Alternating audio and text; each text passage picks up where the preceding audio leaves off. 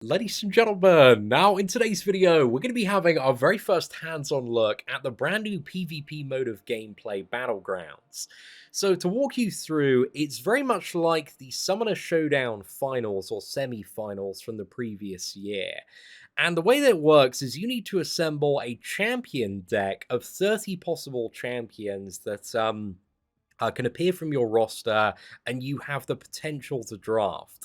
So having like 30 characters, because it takes into account like the level, the awakened ability, the signature level as well. So having 30 characters at a pretty decent rank, I know like for a lot of people, man, like 15 to 20 for like maybe Alliance Quest, Alliance War is a bit of a stretch. So I feel like it's definitely going to put pressure on a lot of rosters for a considerable amount of upgrades, and you need a mixture of attackers and defenders.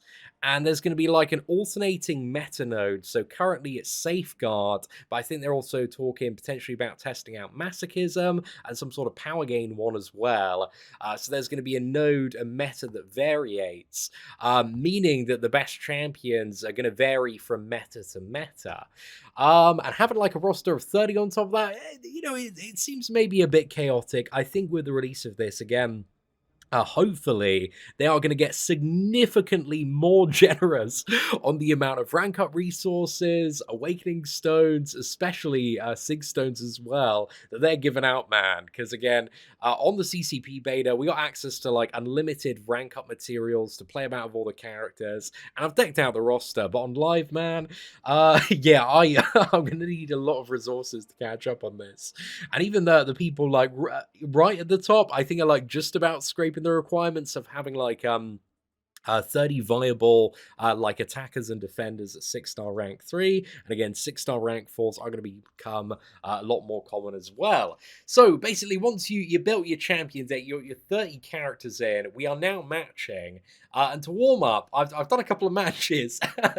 I'm getting clapped, mate. Oh my god, like all the best players are on the CCP beta.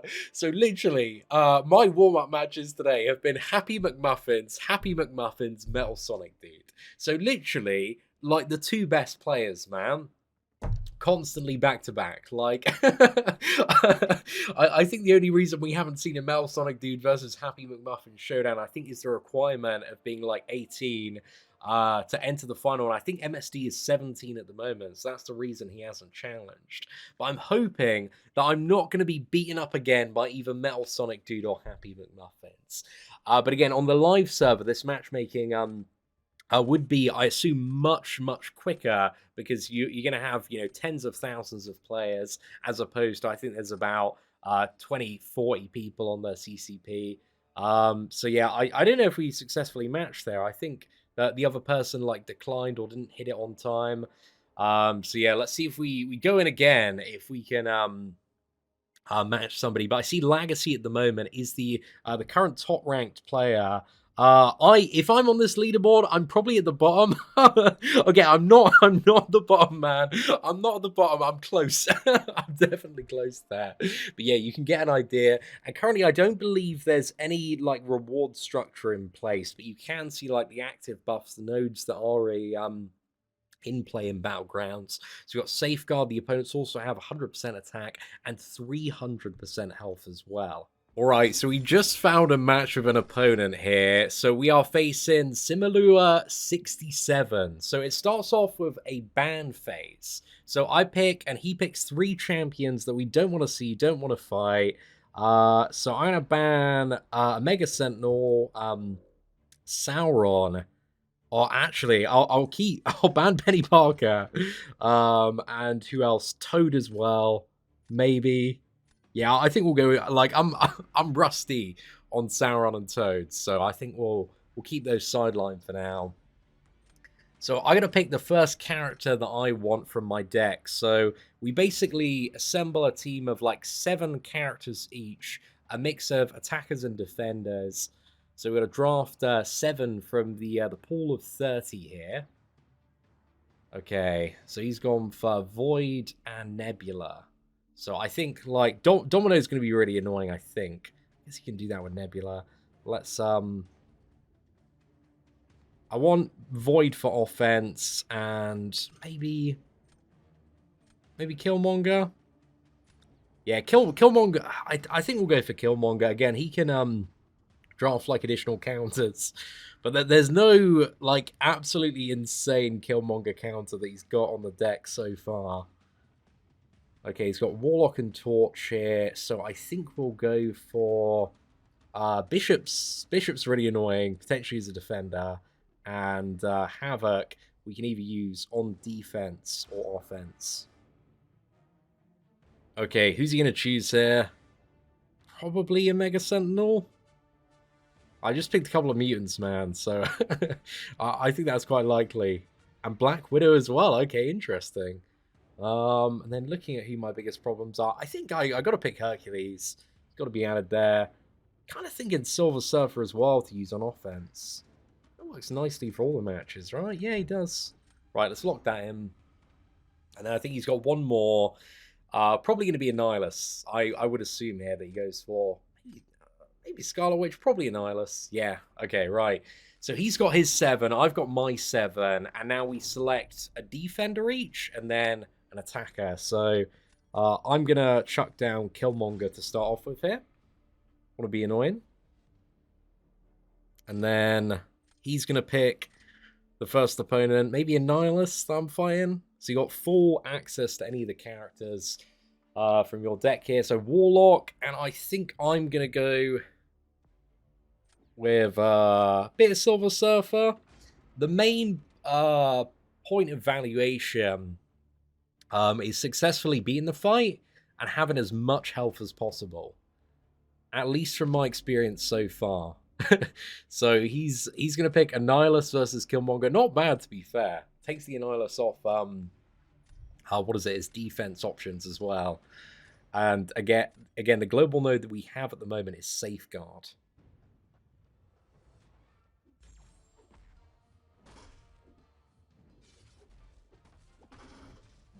So I want to try and play decently, not get hit is always the strategy we like to go for on this channel. It doesn't always work, but sometimes it does. Oh, no! Mate, I swear, I was smashing out that intercept, and, yeah, I just got wrecked. Did not work. Oh, no, and I missed the final hit as well. It's not the one, boys, not the one. Okay, there we go. Should be able to go straight and catch him. Oh my god! this man is deck zoned incredibly cheeky.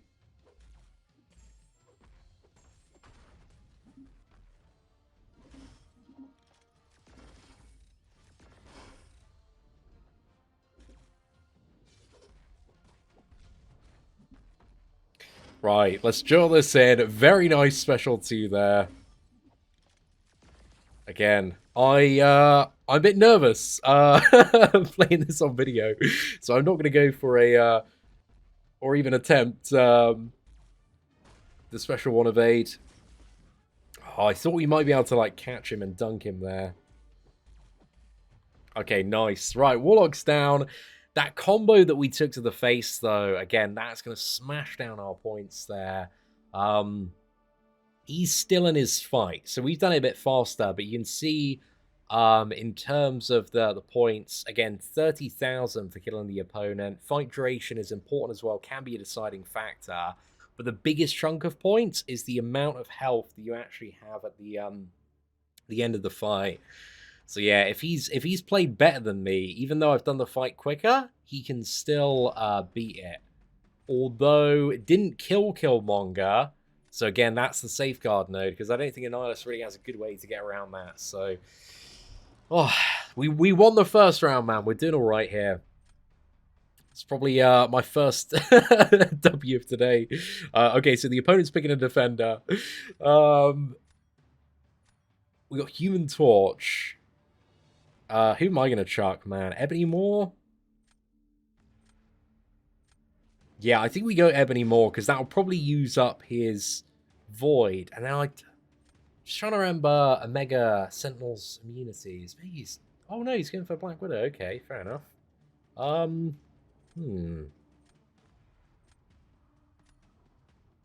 I think we can close this faster than Black Widow can kill more. Maybe. Void, again, because of the safeguard node, Void has like lots of damage over time. So it's a bit of a race now to see who has more output and deal with the matchup a little bit faster here. Or not get clapped. That's a big part of it as well.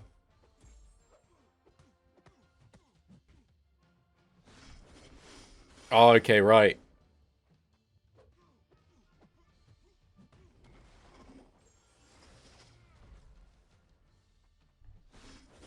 Oh, damn it, man. My special one evades on Torch are incredibly rusty by the look of it.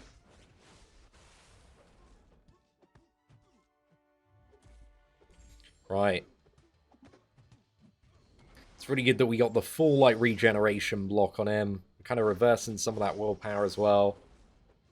Oh, look at it, man. We're getting a little bit better at those evades. Now that I've said that, I'm going to get wrecked the next one. Oh, damn it. Just shut up. Let's do it. Every time, man. Every time. It's like a self-fulfilling prophecy. Okay, nice. Let's try and get another reversal. Unfortunately not.